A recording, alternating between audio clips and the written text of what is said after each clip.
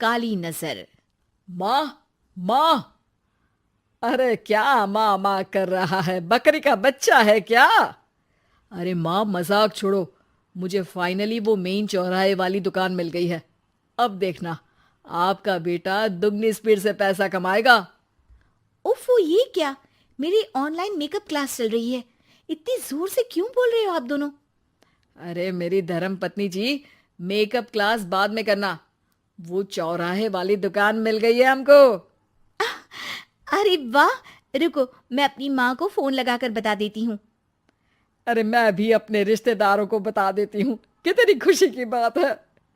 हाँ हाँ, मैं भी अपने दोस्तों को बता देता हूँ। 1 हफ्ते बाद रजिस्ट्री है।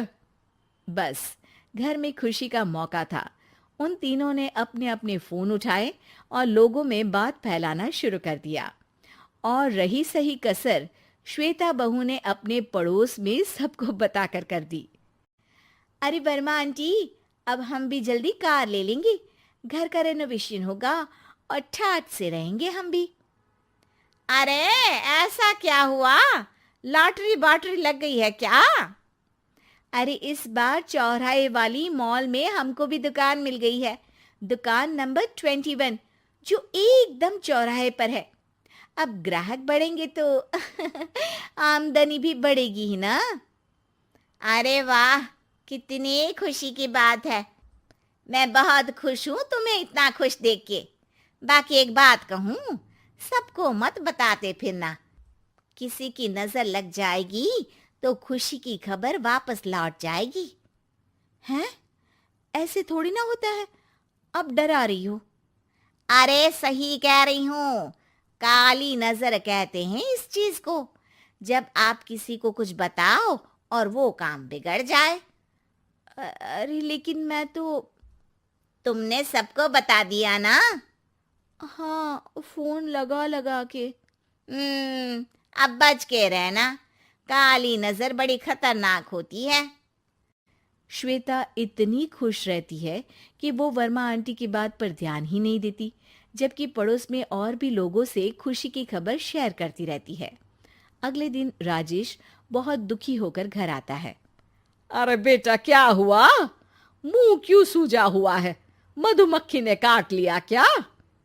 माँ, वो दुकान किसी और के पास चली गई। किसी ने ज्यादा भाव लगा दिया।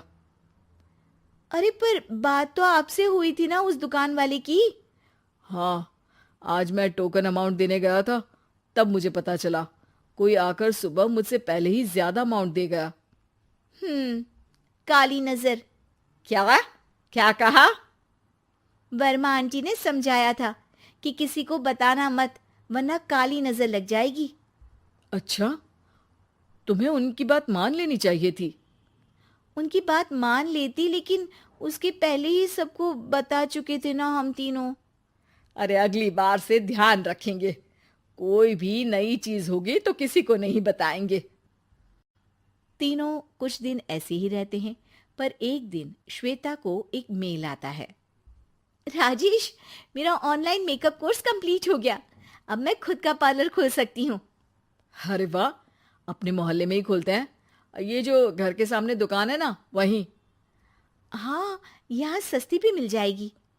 अगले दिन श्वेता वर्मा आंटी के पास जाती है, मिठाई का डब्बा लेकर। अरे आओ आओ, कैसे आना हुआ? जोर से नहीं बोलूंगी। वो सामने वाली दुकान है ना, वहां मैं अपनी पार्लर की दुकान खोलने वाली हूँ। उसकी मिठाई है। अरे वाह, बहुत बधाई हो तुमको। हाँ, मैं कमाने लगूंगी तो राजेश पर पूरे घर का बोझ नहीं रहेगा ना आंटी जी। ये तो है। पर ये बता कि तूने ये बात किसी और को तो नहीं बताई ना? अरे नहीं नहीं, पिछली बार गलती कर दी थी। काली नजर लगी किसी की और राजेश के हाथ से वो दुकान चली गई थी।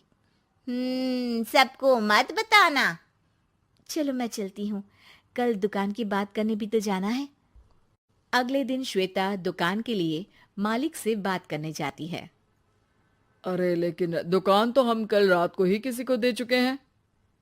कल ही? हाँ, कल ही। 2 दिन बाद कोई यहाँ पार्लर भी खोल लेगा। अब कहीं और दुकान देख लीजिए। अरे पर हमको भी तो पार्लर ही खोलना था। हाँ भाई, एक ही दुकान है, आधी आधी तो नहीं दे सकता ना मैं। राजेश और श्वेता घर पर हताश होकर आ जाते हैं। इस बार तो किसी को बताया भी नहीं था, अब किसकी काली नजर लग सकती है। सुनो, तुमने माँ को बताया था क्या? अरे कैसी बात कर रही हो, माँ की नजर थोड़ी ना लगेगी। पक्का तुमने किसी को नहीं बताया था ना? सिर्फ वर्मा आंटी को बताया था, उन्होंने ही मुझे किसी को नहीं बताने को कहा। अरे यार, तुम भी सही हो। मेरी माँ को नहीं बताने को कह रही हो, पर वर्मा आंटी को बताना तुम्हें जरूरी लगा। अरे वर्मा आंटी ने ही तो काली नजर के बारे में बताया था ना, वो हमेशा हमारा भला ही तो चाहती हैं। मेरी माँ भी हमारा भला ही चाहती है। अरे पर चिल्ला क्यों रहे हो? बात नहीं कर सकते क्या आराम से? नहीं आता वो आराम से बात करना, और करना भी नहीं चाहता हूं मैं। दुकान जाने का दुख गुस्से में बदल गया था और राजेश और श्वेता में बात बंद हो गई थी। 2 दिन बाद मोहल्ले में पार्लर का इनॉग्रेशन हुआ, जिसमें मोहल्ले के सभी लोगों को बुलाया गया, पर श्वेता, राजेश और माँ नहीं जाते। माँ, अंदर आ जाओ, क्या देख रही हो? अरे नया पार्लर देख रही हूं अपने आंगन से। देखो, माँ को दूसरे का सुख देखने में कितना मजा आ रहा है, मेरा दुख नहीं दिख रहा इन्हें। यहाँ मेरा पार्लर भी तो हो सकता था। अरे चुप रहो यार, हर बात में लड़ाई क्यों ढूंढ रही हो? राजेश और श्वेता फिर बहस करने लगते थे। तभी माँ ने दोनों को बाहर बुलाया। अरे जरा देखो तो, दुकान चलाने वाले का बोर्ड पर नाम क्या लिखा है? श्रुति वर्मा। गाड़ी निकाले बेटा, हमें कहीं जाना है। काली नजर का इलाज कराने? राजेश अपनी बाइक निकालता है। तीनों ट्रिपलिंग कर रहे हैं। माँ राजेश को उस मॉल वाली दुकान पर लेकर जाती है जहां राजेश अपनी दुकान खोलने वाला था। यही दुकान लेना चाहता था ना तू? हाँ, पर इनको भी दुखी करने लेकर आई हो क्या यहाँ पर दुकान दिखाकर? वहां काफी नहीं था? अरे श्वेता, थोड़ा सब्र रख, अभी पता चलेगा कि हम यहाँ क्यों आए हैं। बता, इस दुकान चलाने वाले का नाम क्या है? अनुपम वर्मा। कुछ समझ में आया? वो दुकान वाली श्रुति वर्मा, ये दुकान वाला अनुपम वर्मा, और हमारे पड़ोस में हमने उस दुकानों के बारे में बताया किसको था? अब वर्मा आंटी को। मतलब वर्मा आंटी ही हमारा काम बिगाड़ रही है? नहीं नहीं, ऐसा नहीं हो सकता, ये बस इत्तेफाक है। समझ में आ जाता है कि वर्मा आंटी की ही नजर खाली नजर है। अब क्या करना है?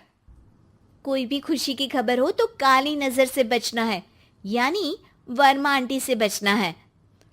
अरे पर मुझे ये समझ में नहीं आया कि वो हमारे साथ ऐसा क्यों करेंगी। अरे बेटा, एक सीख है, दूर के आदमी को आपकी तरक्की से कम परेशानी होगी, पड़ोसी को ज्यादा। दोनों माँ की बात में हामी भरते हैं और अगला काम चुपचाप करने की कसम खाते हैं, ताकि आगे से वर्मा आंटी कोई काम ना बिगाड़ सके।